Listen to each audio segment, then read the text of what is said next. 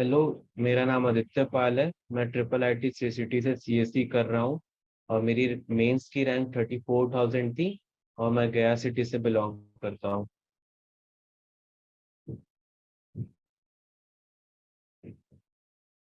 तो आज हम लोग पढ़ने जा रहे हैं, एक्चुअली सॉल्व करने जा रहे हैं एक्सरसाइज 13.2, जो कि प्रोबेबिलिटी का है। और इस एक्सरसाइज में हम मोस्टली सारे क्वेश्चंस को हम लोग देखेंगे और लाइन बाय लाइन सॉल्व कर रहे हैं यहाँ पे। एक्चुअली मैंने इधर प्रिपरेशन पहले से करके रखी हुई है, मैंने सारे क्वेश्चन पहले से सॉल्व कर दिए। मैं लाइन बाय लाइन एक्सप्लेन करते जाऊंगा। तो फर्स्ट क्वेश्चन में हमें पूछा जा रहा है कि अगर हमें पीए की प्रोबेबिलिटी दी गई है 3/5 और पीबी की प्रोबेबिलिटी 1/5 है, तो हमें पूछा जा रहा है पी ए इंटरसेक्शन बी, जहाँ दिया हुआ है ए और बी इंडिपेंडेंट है। तो हमने पहले प्रॉपर्टी पढ़ी हुई है कि जब ए और बी इंडिपेंडेंट हो तो पी ए इंटरसेक्शन बी की value P A into P B होती है। तो ये हम डायरेक्टली इवेल्युएट कर सकते हैं यहाँ पे। अब हम सेकंड क्वेश्चन की ओर बढ़ेंगे। यहाँ पे दिया हुआ है कि two cards are drawn at random and without replacement from a pack of 52 playing cards. Find the probability that both the cards are black. तो जैसा कि हम जानते हैं कि क्योंकि इस एक्सरसाइज में कार्ड्स के क्वेश्चन आ रहे हैं, मैं एक इंफॉर्मेशन पहले देना चाहता हूँ कि जैसे कार्ड्स होती है, हमारे पास 52 कार्ड्स होते हैं। 52 कार्ड्स में 26 ब्लैक और 26 रेड होते हैं। 26 ब्लैक और 26 रेड। उस 26 ब्लैक और रेड में हमारे पास चार होते हैं। चार में चार वैरायटीज होते हैं, क्लब्स होते हैं। जैसे पहला होता है स्पेड, स्पेड होते हैं, क्लब्स होते हैं, डायमंड्स होते हैं, और एक और होता है लव बिस्कुट। तो ये चार कैटेगरी होते हैं। और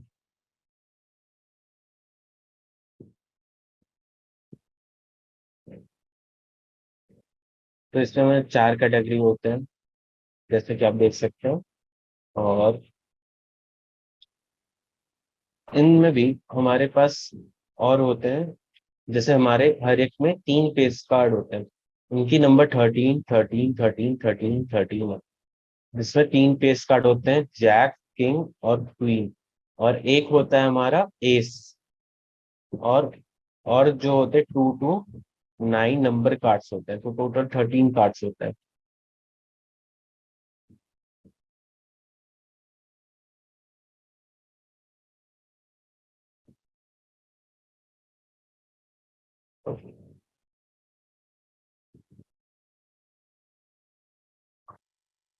नाउ हम लोग इस क्वेश्चन को प्रोसीड करते हैं।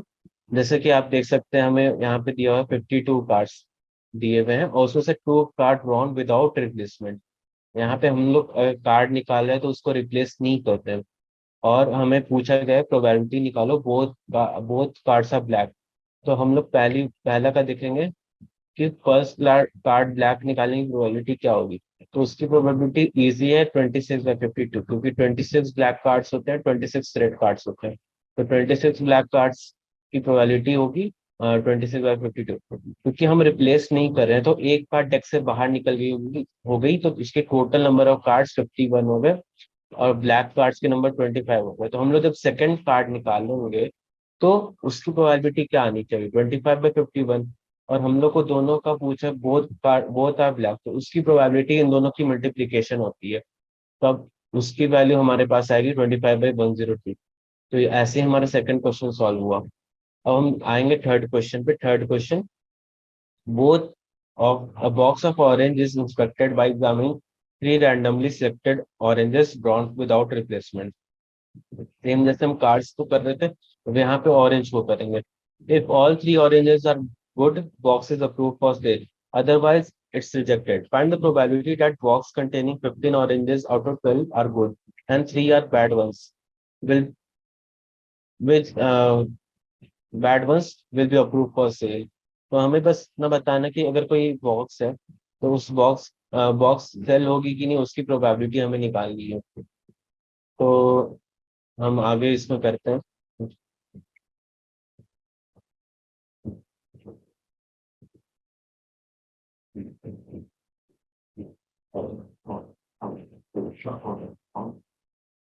तो हम यहाँ पे सॉल्व करते हैं।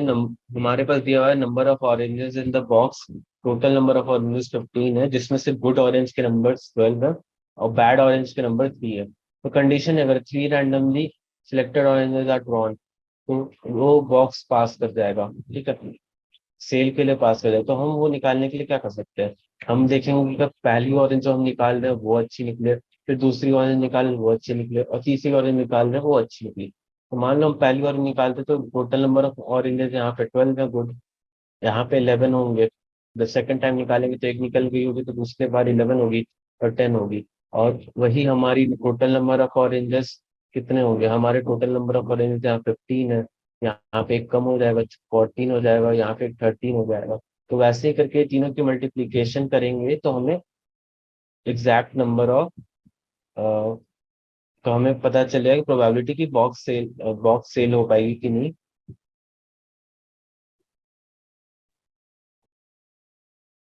तो जो जब हम कैलकुलेट करेंगे तो इसकी वैल्यू 44,191 आएगी। अब हम चौथे क्वेश्चन पे चलते हैं। A pair coin and an unbiased die are toss, let A be the event that head appears on the coin and B if the event that three appears on the die, check whether A and B are independent event और not. तो हमारे पास क्या condition है independent event check करने की, कि अगर हमारी ए की प्रोबेबिलिटी और बी की प्रोबेबिलिटी का इंटरसेक्शन देखें, और उसका उसका वैल्यू अगर इस पी ए की प्रोबेबिलिटी और बी की प्रोबेबिलिटी के मल्टीप्लिकेशन के बराबर हो, तभी तो वो हमारी इंडिपेंडेंट इवेंट होती है। तो पहले हम इस क्वेश्चन को सॉल्व करने के लिए यहाँ पे सैंपल स्पेस बनाते हैं कि क्या क्या प्रोबेबिलिटी बन सकती है। तो हमारी सैंपल स्पेस में हम देखते हैं कि हेड वन से लेके हेड सिक्स तक प्रोबेबिलिटी हो सकती है कि हेड में आए, और टेल वन से टेल सिक्स तक आ सकती है। तो हमें पहली बार में पूछा जा रहा है कि head appears on the coin.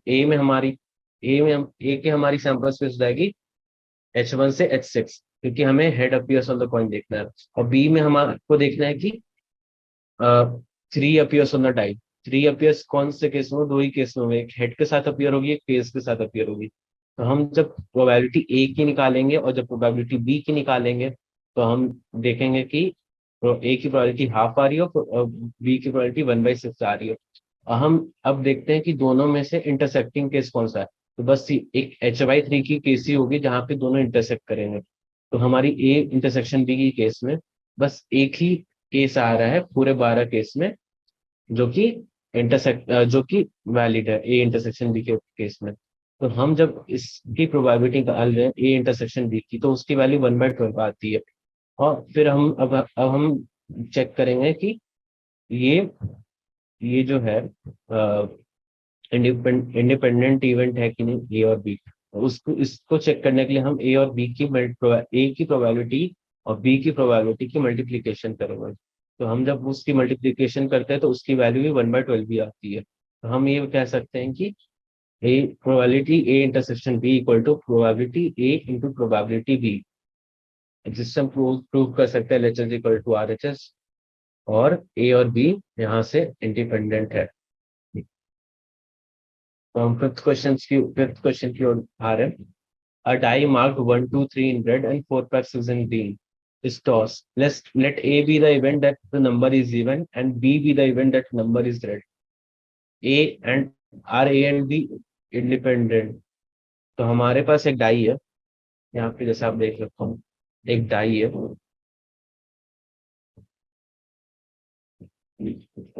इस सामने के मान लो ये फर्स्ट क्वेश्चन 1, 2, 3, तो ये इसकी कलर रेड है। ठीक है, और ये इसके बैक को बना रहे हैं, तो ये बैक है। और इसमें 4, 5, 6, इसकी कलर ग्रीन है, ये रेड है।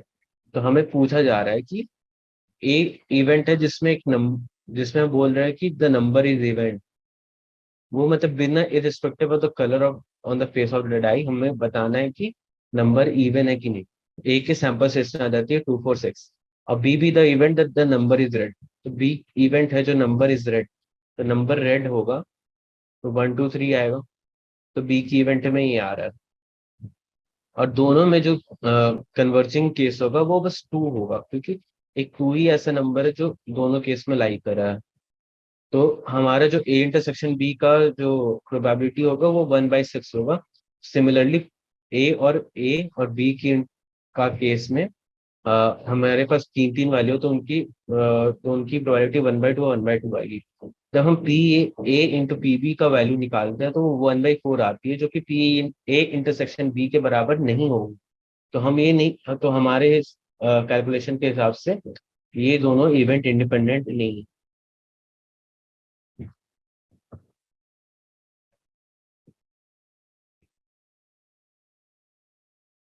तो क्वेश्चन 6 में हम आते हैं। क्वेश्चन 6 में क्या बोल रहा है?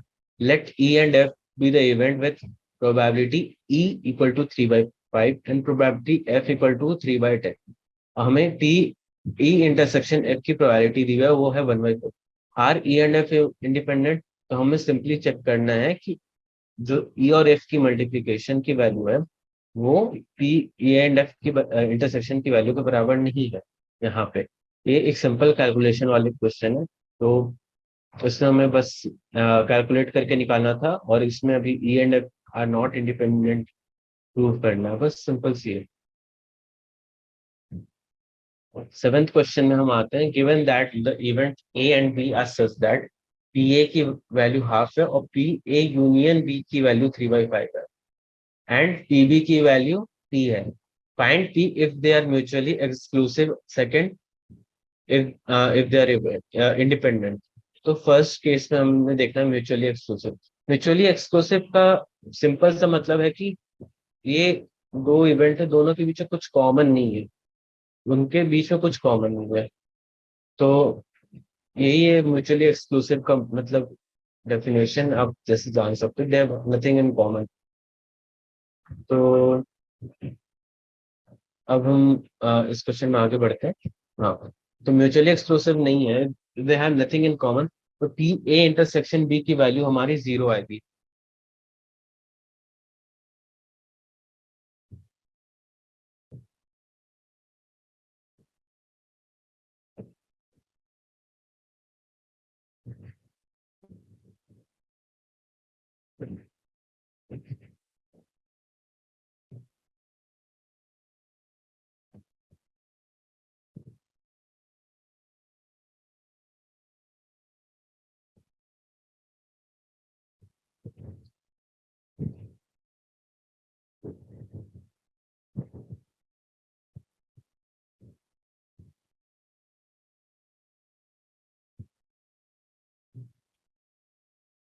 तो पी ए इंटरसेक्शन बी के केस में देख सकते हैं कि वैल्यू 0 आएगी। तो यहाँ से हम पी की value P A union B equal to P A plus P B minus P A intersection B वाले फॉर्मूले से निकाल सकते हैं। तो यहाँ पे हम जब पी की सारी वैल्यूज पुट करके देख रहे हैं तो पी की वैल्यू हमारी 1/10 आ रही है। सेकेंड केस में हमें देखना है कि इंडिपेंडेंट वैल्यू है कि नहीं। तो सेकेंड केस में जब हम करते हैं तो P A intersection B equal to P A into P B equal to पी/2। जब हम ये चीज के बारे में जब हम बोल रहे हैं तो ये हमारी इंडिपेंडेंट वाली फॉर्मूला है, जो हम इंडिपेंडेंट में यूज करते हैं। इक्वल टू पी/2 इसकी वैल्यू हम निकाल रहे हैं, और वापस उसी इक्वेशन, पुरानी जो इक्वेशन थी ये वाली, उससे पुट करेंगे। तो जब हम वैल्यूज पुट करते हैं तो उसकी बाद हमें जब कैलकुलेशन करके हमारी पी की वैल्यू यहाँ होगी। आठवें क्वेश्चन में भी चलते हैं। आठवें क्वेश्चन में हमें बोला जा रहा है let A and B be independent events with P A equal to 0.3 and P B equal to 0.4। Find first P A intersection B, second P A union B, third P A condition B, fourth P B condition A. हमें यहाँ पे values क्या given है? P A की value given है, P B की value given है, और ये बोला जा रहा है इंडिपेंडेंट इवेंट है। ए और बी जब इंडिपेंडेंट इवेंट है तो पी ए इंटरसेक्शन बी की वैल्यू हमारी P A into P B के बराबर होगी, जो कि इंडिपेंडेंट इवेंट्स की डेफिनेशन है। और तो हम जब A intersection B, probability A intersection B की वैल्यू निकालेंगे और उसकी वैल्यू हमारी 0.12 आती है।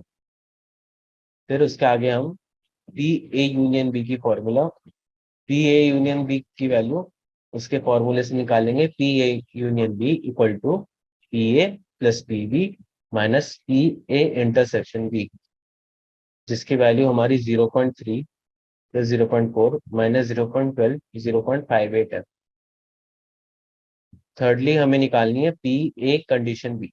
तो हमने लास्ट एक्सरसाइज में एक कंडीशनल प्रोबेबिलिटी पढ़ी थी, तो उसको यूज करते हुए हम जब इसकी वैल्यू निकालेंगे तो उसकी वैल्यू आएगी P A condition B by P B, क्योंकि कंडीशनल प्रोबेबिलिटी की फॉर्मूला है। जो बी जो होता है वो नीचे आएगा, इसको आप ऐसे याद रख सकते हो, ये ए कंडीशन बी है, ए कंडीशनल बी है। तो अगर जैसे ए कंडीशनल बी होगा तो ये तो कॉमन है, तो दोनों में कॉमन रहेगा, और जो इस साइड रहेगा वो नीचे आ जाएगा। वही जो ये कॉमन रहेगा, ए इंटरसेक्शन बी की प्रोबेबिलिटी, और जो इस साइड रहेगा वो नीचे आ जाएगा। ठीक है।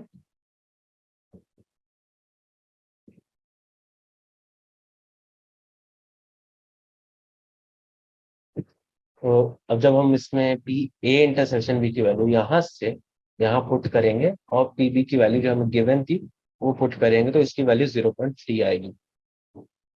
फोर्थ में पी बी कंडीशन ये है, वापस हम वही फॉर्मूला यूज करेंगे, P A intersection B by P of A, पूरी वैल्यू सारी पुट करेंगे और उसकी वैल्यू हमारी 0.4 आएगी।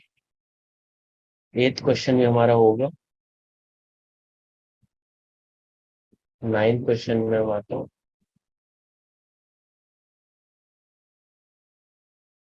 तो नाइन्थ क्वेश्चन जैसे आप देख सकते हैं कि दिया हुआ है, if A and B are two events such that P A equal to 1/4, P B equal to 1/2 and P A intersection B equal to 1/8, find P not A and not B. तो पहले तो ये समझना not A और not B का मतलब क्या है।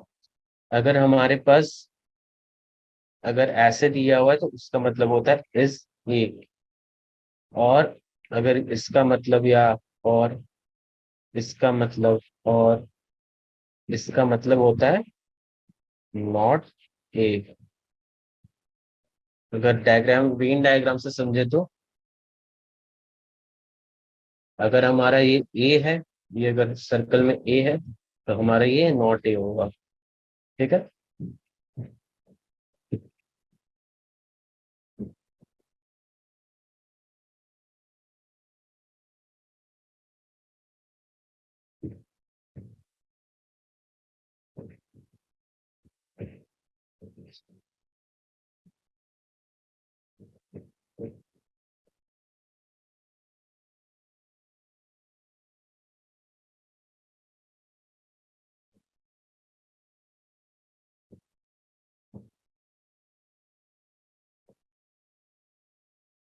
तो हमें जब बोला जा रहा है probability not A and not B, हम not A and not B, end में हम लोग इंटरसेक्शन यूज करेंगे एंड के लिए, और यूनियन यूज करेंगे और के लिए।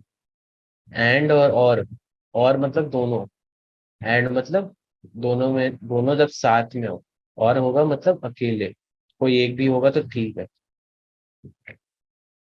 तो फर्स्ट हमें क्या क्या दिया हुआ है, हमें दिया हुआ है probability of A equal to 1/4, probability of B दिया हुआ है 1/2 के बराबर, और probability of A intersection B दिया हुआ है 1/8 के बराबर।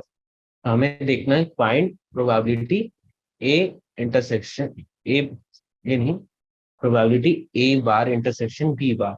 We know that A bar intersection B bar equal to, इसको हम लोग बोलते हैं De Morgan's law, De Morgan's law, इसको हम डी मॉर्गन्स लॉ बोलते हैं।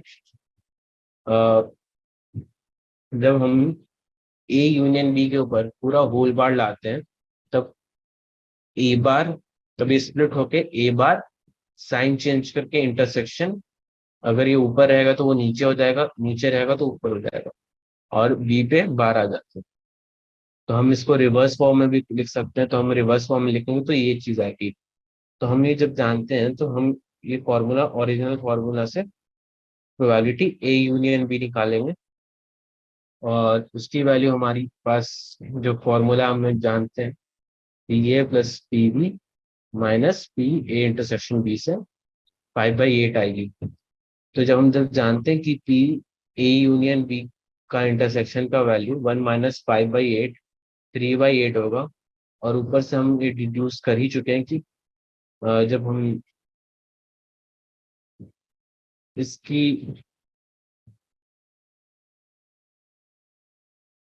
ए यूनियन बी की वैल्यू हमारी और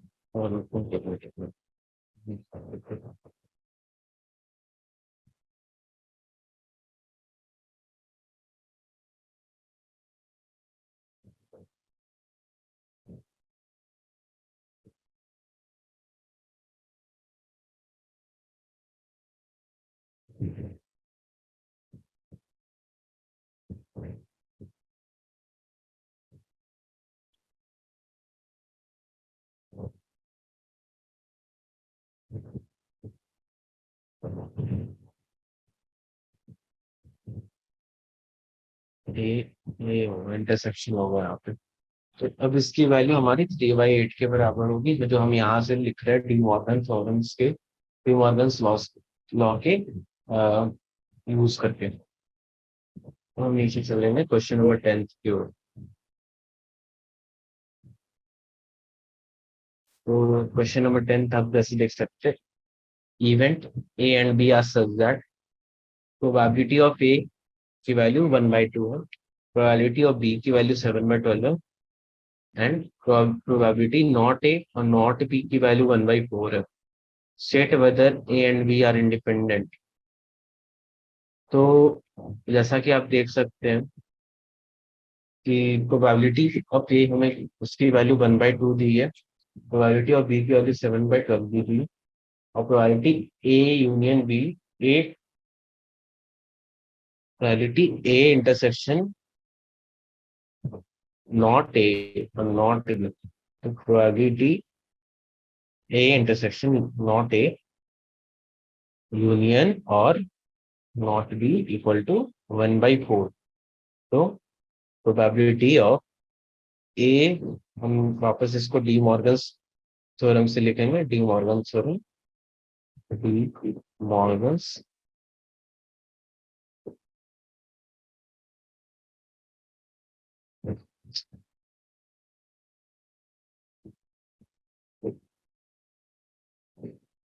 डी मॉर्गन्स थ्योरम से लिखेंगे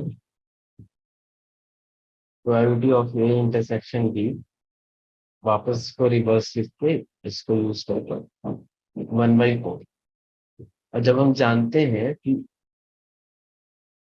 हमने ये हमें पता है कि of A bar equal to 1 - इसका यूज करके हम ये लिखेंगे probability of A intersection B equal to 1 - 1/4 equal to 3/4। अब हमारी प्रोबेबिलिटी ए इंटरसेक्शन बी की वैल्यू आ गई। अब हम चेक करेंगे प्रोबेबिलिटी ए इंटू बी की value. Probability A into B की वैल्यू 1/27/12 7/24 आ रही है, ठीक है, और 3/4 हमारी ए इंटरसेक्शन बी की वैल्यू है। तो दोनों वैल्यू तो बराबर नहीं है, तो हम बोल सकते हैं कि अपनी ए और बी वाली इवेंट्स इंडिपेंडेंट नहीं है। ठीक है, क्वेश्चन नंबर 11 में आते हैं।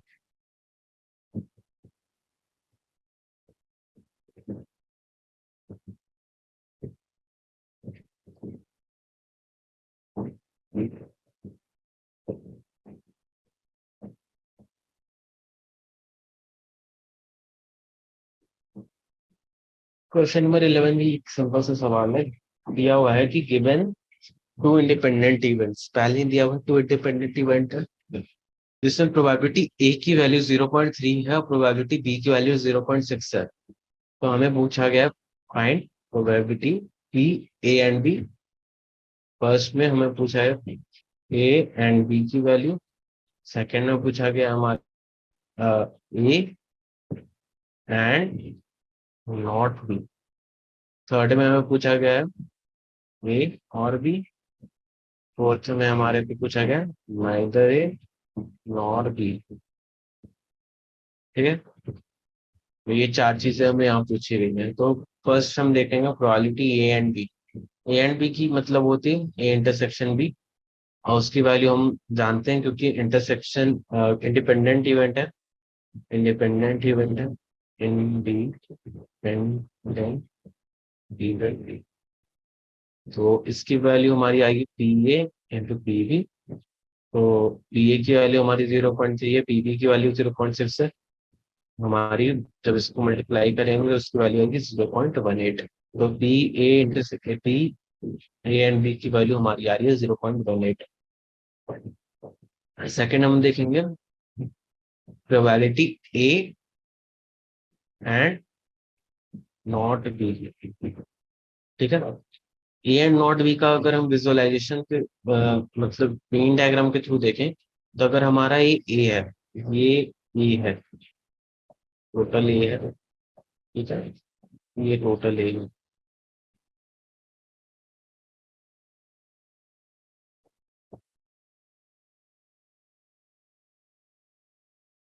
ठीक है, और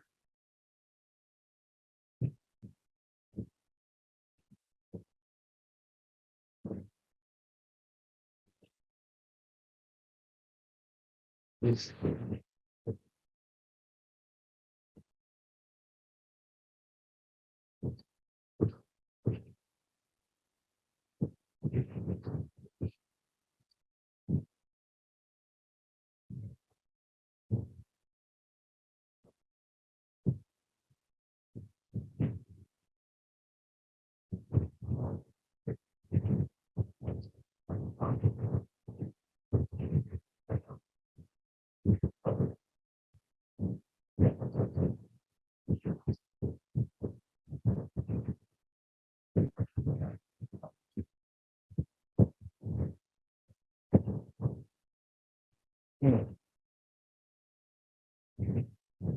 वैसे हम देख सकते हैं, तो अगर हमारा ये ए है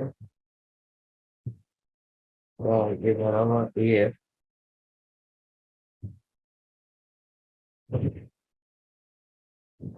नॉट भी इसके जो बाहर का एरिया है वो है। मतलब ये जो सर्कल है बी का, इसके बाहर का एरिया नॉट बी होगा। तो उस नॉट बी के साथ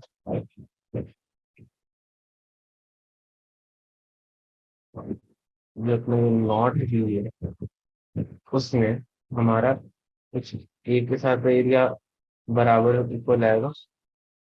बट ये जो एरिया है,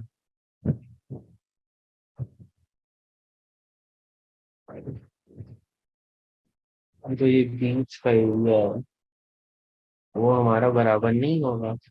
क्यों नहीं होगा? क्योंकि इसमें भी बी का कुछ पार्ट है। ये जो बी है उसका भी तो यहाँ पे कुछ पार्ट होगा, उतना ही बी है, तो उसका भी यहाँ पे कुछ पार्ट होगा। तो हम पी ए और पी बी, पी ए से हम जब अगर ये बी वाला जो पार्ट है वो अगर हटा दें, तो हमारी वही B A and not B की इंटरसेक्शन की वैल्यू होगी, है कि नहीं?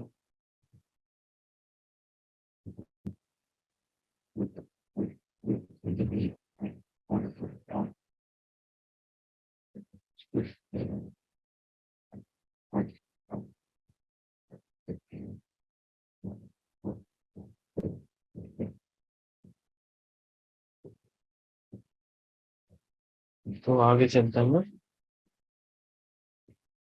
हमारी ये सेकंड पार्ट भी हो गई।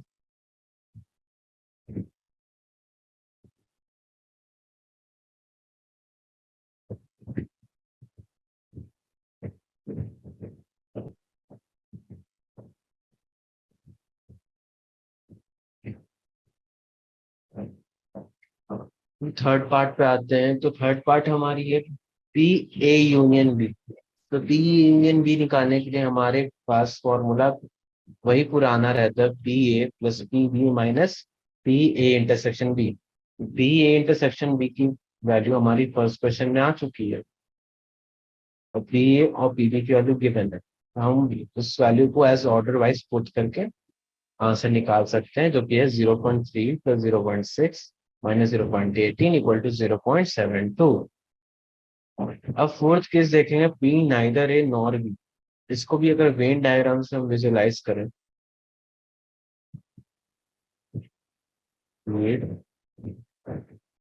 नॉट ए का मतलब हो गया हमारा ठीक है, और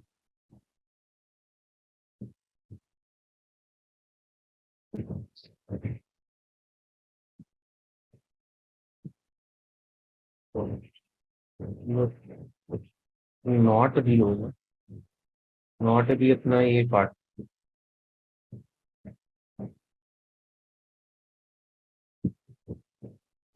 नॉट भी ये पार्ट। तो अगर हम इसको विजुलाइज करें, तो जो हमारी कॉमन रीजन आ रही है वो अपनी ये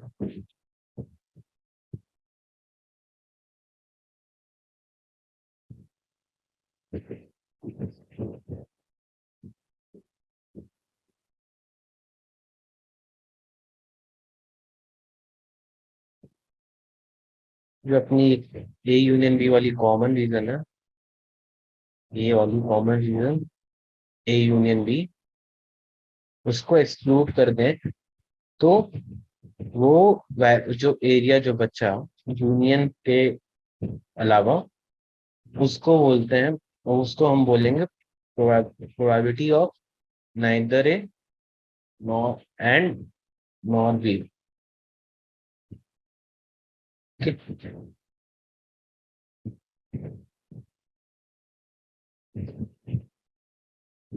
तो अब इस क्वेश्चन में आगे प्रोसीड करेंगे। Question number 12।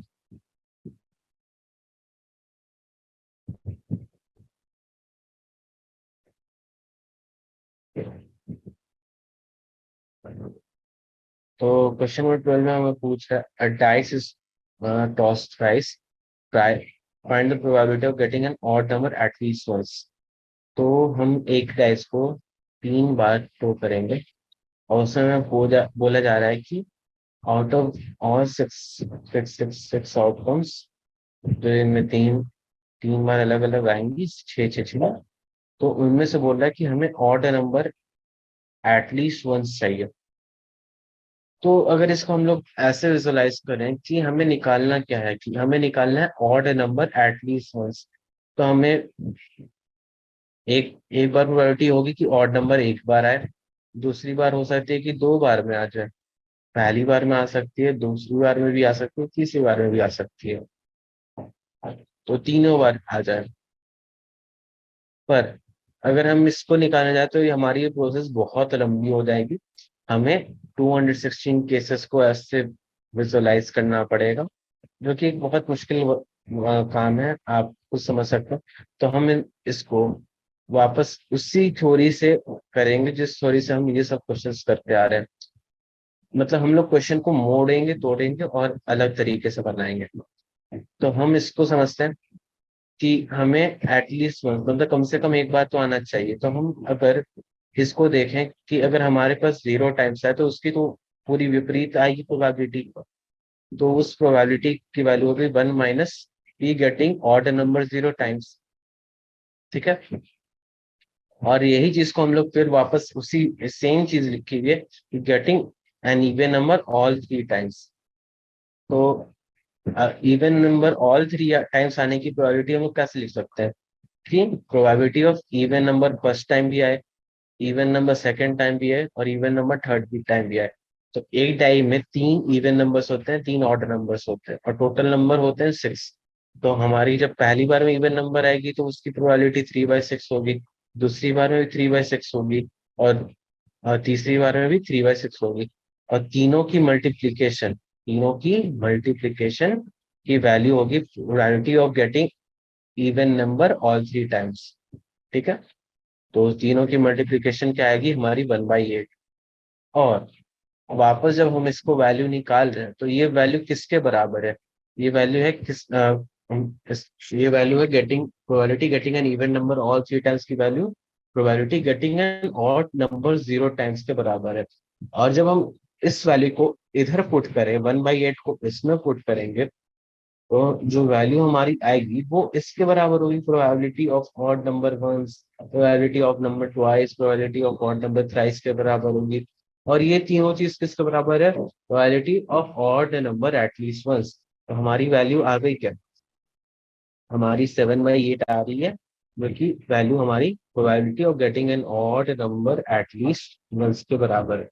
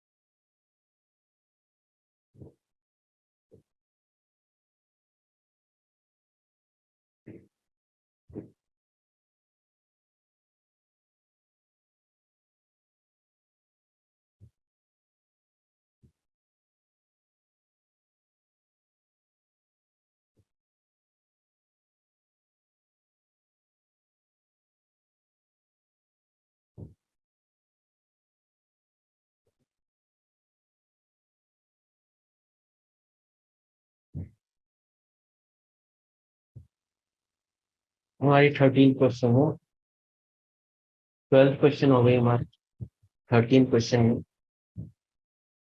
तो 12 हमारी हुई, हाँ, 13 क्वेश्चन में, 13th नंबर क्वेश्चन में, two balls are drawn at random with replacement from a box containing 10 black and 8 red balls. हमारे पास एक बॉक्स है, ये एक बॉक्स है जिसमें 10 ब्लैक बॉल्स है प्लस 8 रेड बॉल्स है। ठीक है, इस बॉक्स में हम लोग बॉल्स को निकाल रहे हैं विथ रिप्लेसमेंट। मतलब अगर हम, मान लो मैंने एक ब्लैक बॉल निकाला तो उसको वापस फिर रख दिए, निकाला और रख दिया, तो उसको बोलते हैं विथ रिप्लेसमेंट। और अगर हमने मान लो कि एक ब्लैक बॉल मैंने निकाल लिया और खुद के पास मैंने रख ली, वापस रखा नहीं, तो उसको बोलते हैं, हम बोलेंगे विदाउट रिप्लेसमेंट। वैसे विथ रिप्लेसमेंट का एक एग्जांपल देखोगे कि मेट्रो स्टेशन में तुम्हारे से टिकट लेते हैं और उसको फिर वापस रख लेते हैं, तो उसको हम बोलते हैं विथ रिप्लेसमेंट। और अगर तुम्हारे को ऐसे फ्री में आइसक्रीम बांटे जाए एक डिब्बा से, तो तुम उसको तो वापस रखोगे नहीं, तो उसको हम लोग बोलेंगे विदाउट रिप्लेसमेंट। ठीक है, तो अब हम इस क्वेश्चन में आगे बढ़ेंगे, समझेंगे क्या हो रहा है। तो हमारे पास नंबर ऑफ ब्लैक बॉल्स 10 है, नंबर ऑफ रेड बॉल्स 8 है, और टोटल नंबर ऑफ बॉल्स 18 है, क्योंकि 10 + 8 = 18 दिया नहीं रहता, निकालना पड़ता है। फर्स्ट तो हमें फर्स्ट प्रोबेबिलिटी पूछा रहा, बोथ बॉल्स आर रेड। तो जब हम देखेंगे बोथ बॉल्स आर रेड, तो उसमें क्या होगा, 8 बॉल रेड थी ना, और तो उसकी प्रोबेबिलिटी क्या है, 8/18। और सेकेंड टाइम भी जब निकालो तो प्रोबेबिलिटी 8/18 इस क्यों आ रही है आपको पता है? क्योंकि यहाँ पे हम लोग कर रहे हैं विथ रिप्लेसमेंट, तो काउंटिंग टर्म नहीं होगी। 8 के 8 रेड बॉल रहेगी और 18 टोटल बॉल्स रहेंगी। ठीक है, तो हमारी इसमें प्रोबेबिलिटी 4/9 इंटू 4/9 16/81 होगी।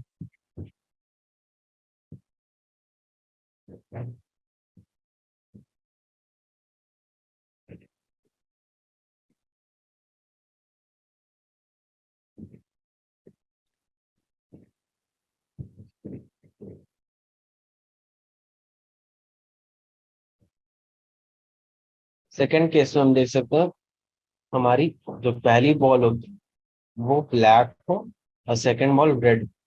हमारे पास ब्लैक बॉल कितनी थी, 10। ठीक है, और रेड बॉल्स हमारे पास है 8। तो जब हम पहली बार प्रोबेबिलिटी ब्लैक बॉल्स की देखेंगे तो 10/18 होगी। और जब सेकेंड टाइम हम रेड बॉल निकालेंगे तो उसकी प्रोबेबिलिटी 8/18 होगी। वापस 18 क्यों? क्योंकि यहाँ पे रिप्लेसमेंट हो नहीं रहा, तो number of balls exact replacement हो रहा है, इससे number of the balls exactly same रहेंगी पहले जैसी। तो जब हम इसकी वैल्यू निकालेंगे तो आएगी 20/81। ठीक है। अब थर्ड केस में चलते हैं। 21 ball is black and other is red. ठीक है। तो इधर ये केस अच्छा है कि 1 ball is black and other is red. तो मोस्टली बच्चे इस क्वेश्चन में कंफ्यूज हो जाएंगे कि 1 ball is black and other is red. तो इसकी प्रोबेबिलिटी हमारे पास आ जाएगी 10/18 इंटू 8/18 बस 20/21। पर ये हो जाएगी सामने गलत, क्योंकि हम जानते हैं कि जो ब्लैक और रेड बॉल है उसकी हम पेयर को हम इंटरचेंज करके भी तो लिख सकते हैं, red ball into black ball. तो दो केसेस बन रही है यहाँ पे, केस 1 और केस 2 है। ठीक है। जब दो केसेस बनी तो प्रोबेबिलिटी प्रोबेबिलिटी यहाँ पे डबल हो जाएगी ना कि 1 ball is black other is red. दोगुनी प्रोबेबिलिटी होगी पहले से। ठीक है। 2x probability. ठीक है। तो पहले का देख, तो पहला हमारा प्रोबेबिलिटी 10 सेम ही आएगा, मतलब दोनों की प्रोबेबिलिटी फर्स्ट केस की और सेकंड केस की 10/20/81 और 20/81।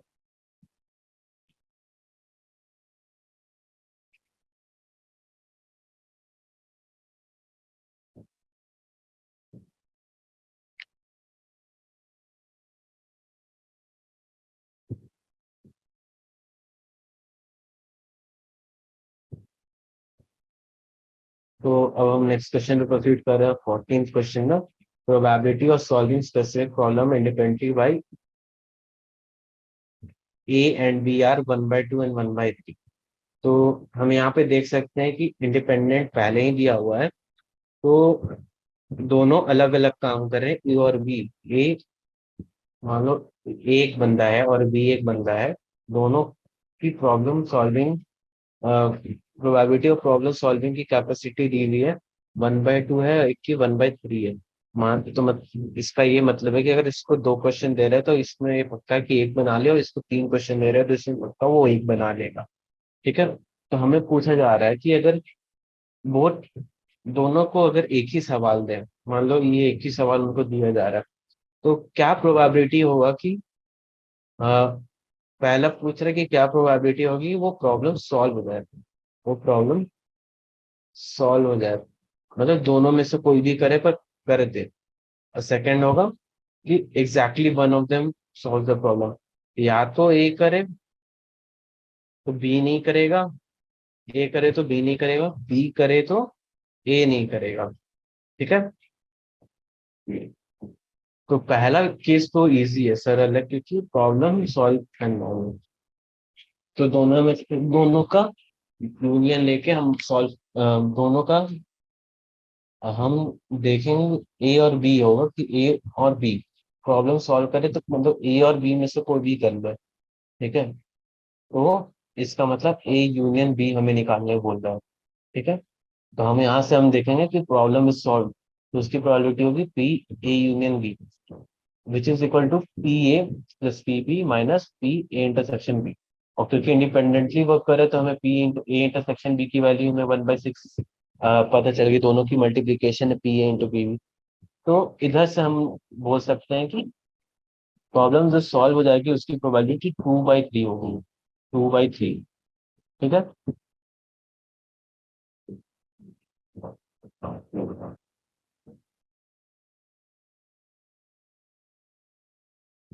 नो, सेकंड केस में देखो, सेकंड केस में जैसे मैंने बताया था, exactly one of them the solve the problem. Case one की अगर ए सॉल्व कर दे और केस टू हमारे होगा कि बी सॉल्व करे, तो केस वन सॉल्व करेगा तो उसमें बस इस पार्ट को हम कंसिडर कर रहे हैं, ये पार्ट। ठीक है। ये इंटरसेक्शन वाला पार्ट हम कंसिडर नहीं करेंगे, ये इतना पार्ट हम कंसिडर करेंगे बस। ठीक है। और इस केस में हम बस ये पार्ट कंसिडर करेंगे।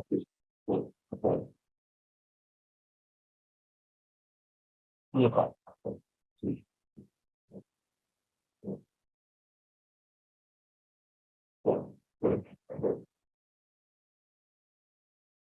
है। तो केस में अगर तुम देखो तो ये सॉल्व कर, तो ये इसको हम क्या लिख सकते, कैसे लिख सकते हैं?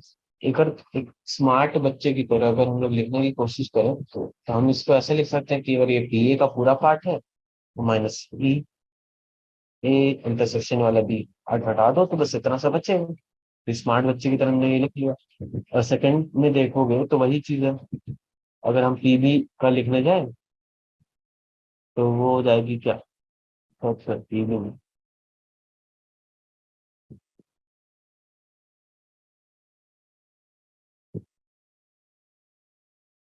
हाँ हाँ, हाँ, तो हम अगर इसके लिखने जाए तो हम लिख सकते हैं P B minus P A intersection B. Smart बच्चे की तरफ से ज्यादा टाइम लगाना नहीं सॉल्व करने में, जल्दी जल्दी सॉल्व करना है तो हम ये तरीका अपना सकते हैं। और हमें जो रिक्वायर्ड है कि दोनों में से कोई एक भी कर दे तो हम दोनों केस को ऐड कर देंगे तो वो हमारी रिक्वायर्ड प्रोबेबिलिटी हो जाएगी। ठीक है, दोनों केस को हम ऐड करेंगे तो वो आ जाएगी P A plus P B minus two P A intersection P B. मतलब ये दो बार माइनस हो रहा है इसमें। ठीक है, तो उसकी प्रोबेबिलिटी हमारे पास आ जाएगी 1/3, 1/2। ठीक है, 1/3 1/3 कट गया और 1/2 को।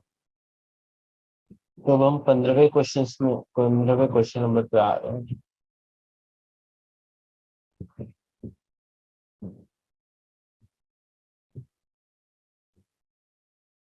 तो हम 15 नंबर क्वेश्चन पे आ रहे हैं। इस क्वेश्चन में बोले जा रहा है one card is drawn random from a well shuffled deck of 52 card. If the following cases are the event E and F are in which of the following cases are the event E and F independent.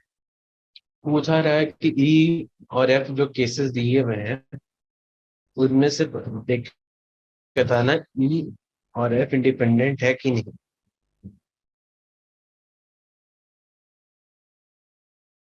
तो first case हम देख रहे हैं ई के सी में। हम इसकी जो प्रोबेबिलिटी है कि ये स्पेड हो, इसकी प्रोबेबिलिटी क्या होगी? स्पेड मैंने जस्ट बताया था कि चार ग्रुप होते हैं तो उसमें से एक ग्रुप स्पेड होता है। तो वो स्पेड को स्पेड होता है तो उसको बोलते हैं क्या क्या होता है वो? एक ऐसा होता है। ठीक है, एक होता है स्पेड ये क्लब होता है, एक डायमंड होता है, एक हार्ट होता है और एक स्पेड होता है। स्पेड का कैसा रहता है डायलॉग? स्पेड होता है एक ऐसा डायग्राम याद नहीं आ रहा, बट स्पेड एक और होता है तो वही। तो वो वन ऑफ द ग्रुप है, 13 13 13 के नंबर्स होते हैं। ठीक है, तो स्पेड होता है तो उसका 13 में 52 प्रोबेबिलिटी हम निकाल लें तो उसकी प्रोबेबिलिटी 1/4 होगी। और एस की जो प्रोबेबिलिटी होगी, एस मैंने जैसे बताया था फर्स्ट नंबर को हम एस बोलते हैं। एस मतलब पहला नंबर होता है, नंबर वन। और इसकी एक टोटल चार होते हैं। ठीक है, तो प्रोबेबिलिटी ऑफ एस कितना आएगा हमारा? 4/52, 1/31। अब हमें इनमें देखना है कि ये इंडिपेंडेंट इवेंट है कि नहीं। तो अगर हम देखें एस इंटरसेक्शन स्पेड, हमारे पास एक ही एस होगा स्पेड में, एक ही एस होगा एक स्पेड में। ठीक है, टोटल चार होते थे, हर एक ग्रुप में एक एस होता है तो स्पेड में भी एक ही एस होगा तो इसकी प्रोबेबिलिटी हमारी आ जाएगी 1/52। ठीक है, तो हम इंडिपेंडेंट चेक करते हैं कि है कि नहीं। तो अगर हम इसकी वैल्यू निकालें तो ये हमारी वैल्यू क्या है? 1/13 इंटू 1/4 इक्वल टू 1/52, जो कि इसके बराबर है। ठीक है, तो हम इसको बोलेंगे कि ये इवेंट इंडिपेंडेंट है।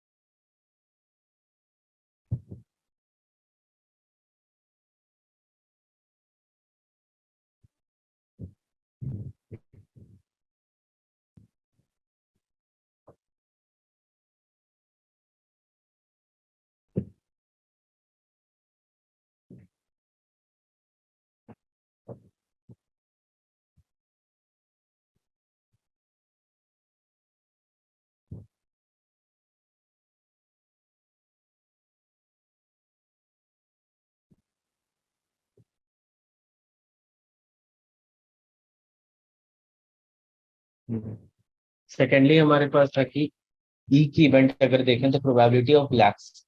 तो हमारे पास जैसे मैंने बताया था कि रेड कार्ड 26 होते हैं और ब्लैक कार्ड 26 होती है, ठीक है।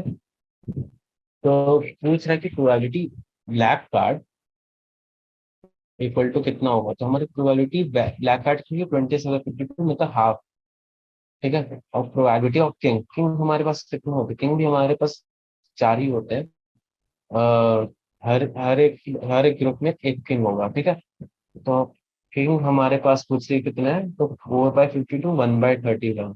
अब पूछ रहा है कि ब्लैक भी हो और किंग भी हो, ब्लैक भी हो और किंग भी हो।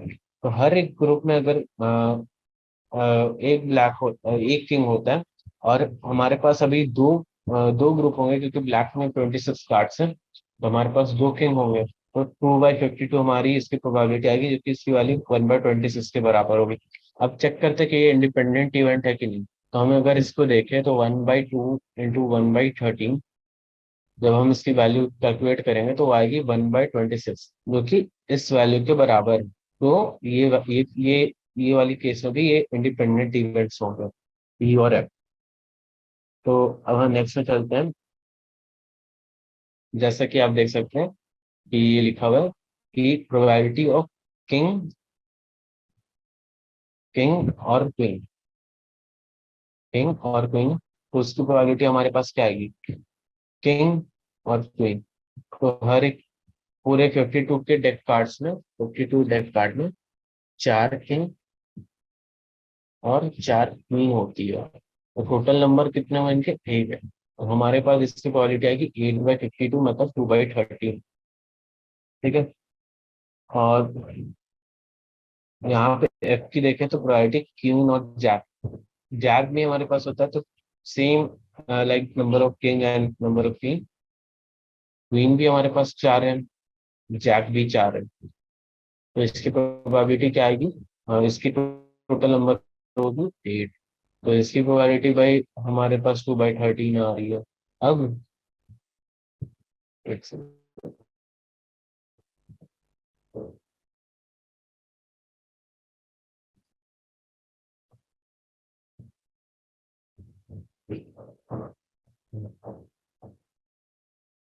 तो अब यहाँ पे हमें देखना है कि ई और एफ प्रोबेबिलिटी ए इंटरसेक्शन है, तो इसमें बस यही पूछा है कि नंबर ऑफ क्वींस कितनी है, क्योंकि उधर भी किंग क्वीन पूछा, और यहाँ पे पूछा क्वीन और जैक, दोनों में कॉमन क्या है, बस क्वीन। नंबर ऑफ क्वीन कितनी है, हमारे पास चार है, तो हमारी इसकी प्रोबेबिलिटी हो जाएगी 1/13।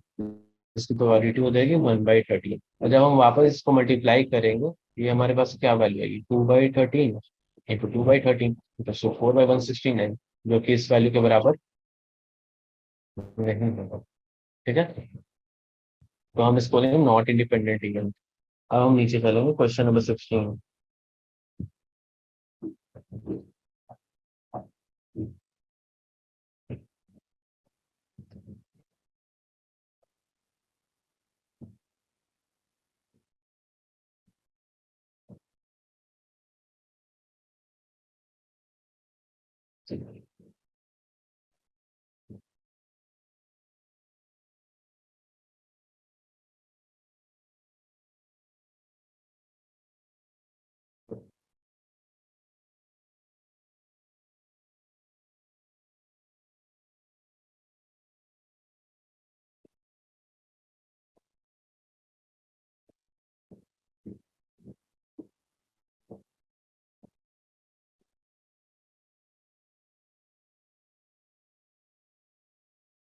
तो क्वेश्चन नंबर 16 पे आ गए।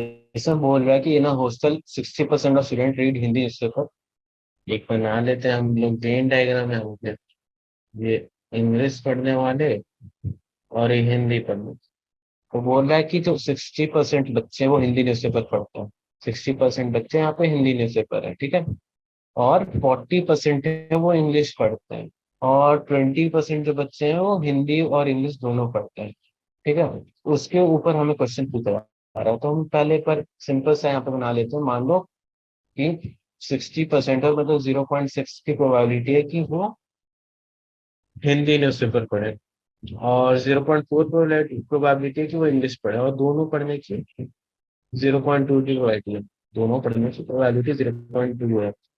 0.6, तो इसकी तो वही 0.4 होगी, इसकी प्रोबेबिलिटी 0.2 है, इसकी 2।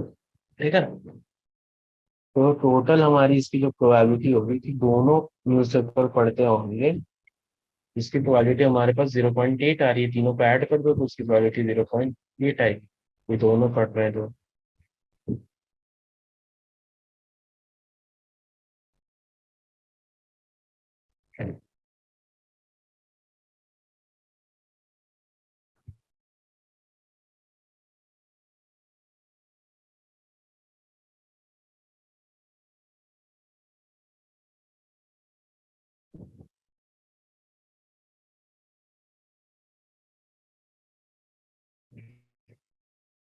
फर्स्ट क्वेश्चन में पूछ रहा है कि इधर हिंदी और इंग्लिश, या तो दोनों नहीं पढ़े, मतलब ना ना ना हिंदी पढ़ रहे होंगे ना इंग्लिश पढ़ रहे होंगे। उसकी प्रोबेबिलिटी हमारे पास आएगी 1 माइनस जो टोटल, जो मतलब हिंदी इंग्लिश दोनों पढ़ रहे हैं उसके बराबर आ जाएगी। 1 - 0.8, उसकी वैल्यू 0.2 है। सेकेंडली पूछ रहा है कि इंग्लिश पढ़ते हैं, अगर कोई बच्चा जो हिंदी पढ़ रहा होगा, जो बच्चा हिंदी पढ़ रहा है, उसका क्या प्रोबेबिलिटी की वो, कंडीशनल प्रोबेबिलिटी की वो इंग्लिश भी पढ़े। ठीक है, हमें यहाँ पे कंडीशनल प्रोबेबिलिटी निकालनी है, तो प्रोबेबिलिटी हमारे पास क्या होगी, E/H की, ये कॉमन होती है और H नीचे आएगी, तो उसकी प्रोबेबिलिटी हमारे पास 1/3 होगी। सिमिलरली हमारे पास बोला जा रहा है कि जो बच्चा इंग्लिश न्यूज़पेपर पढ़ रहा होगा, जो बच्चा इंग्लिश न्यूज़पेपर पढ़ रहा होगा, उसकी क्या कंडीशनल प्रोबेबिलिटी होगी कि वो हिंदी न्यूज़पेपर पढ़े। तो उसकी प्रोबेबिलिटी हम देखेंगे यहाँ को आएगी, जो हमारे पास ये वैल्यू यहाँ पे भी है, probability Hindi intersection English by probability of English newspaper, क्योंकि हमारे पास वैल्यू हाफ आएगी जब हम वैल्यूज पुट करेंगे। ठीक है, अब क्वेश्चन नंबर 16 हो गया, और 17 और 18 क्वेश्चन आपके पास। वेट, थोड़ा सा आज प्रॉब्लम हो रहा है सिस्टम में।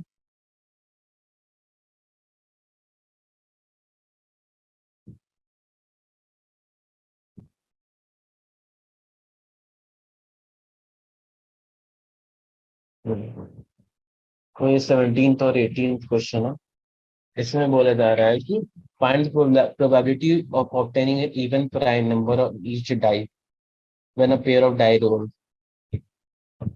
तो the probability of finding an even number on each die, तो मतलब एक ही इवन प्राइम नंबर होता है जो कि हमारे पास 2 है, और उस हमें बोल रहा है कि दोनों डाई में एक ही पेयर है, 2 और 2। तो वैसा तो बस एक ही केस होगा, मतलब टोटल 36 नंबर केस होते हैं, बट उसमें बस एक ही केस होगा कि ऐसा हो। तो हमारी इसमें प्रोबेबिलिटी आ जाएगी 1/36, जो कि एक सिंपल सी क्वेश्चन। ठीक, अब हम 18 क्वेश्चन में चलेंगे। ये थोड़ी सी ट्रिकी क्वेश्चन है। टू इवेंट्स है, A and B is independent, will be independent if A and B are mutually exclusive. तो ये नहीं हुआ, क्योंकि इंडिपेंडेंट होने का है मतलब ये नहीं होता कि ए इंटरसेक्शन बी में म्यूचुअली एक्सक्लूसिव, मतलब वो दोनों एक ही है। और ये P A equal to P भी नहीं होगी, P A plus P B equal to 1, ये भी नहीं होगा, क्योंकि ये क्योंकि P A P A intersection B की वैल्यू कुछ होती है, इसलिए ये नहीं होगा।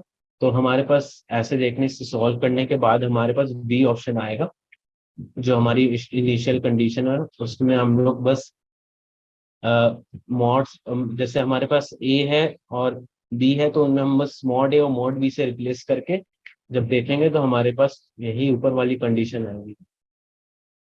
तो इसी के साथ हमारा आज का एक्सरसाइज खत्म होता है, एक्सरसाइज 13.2।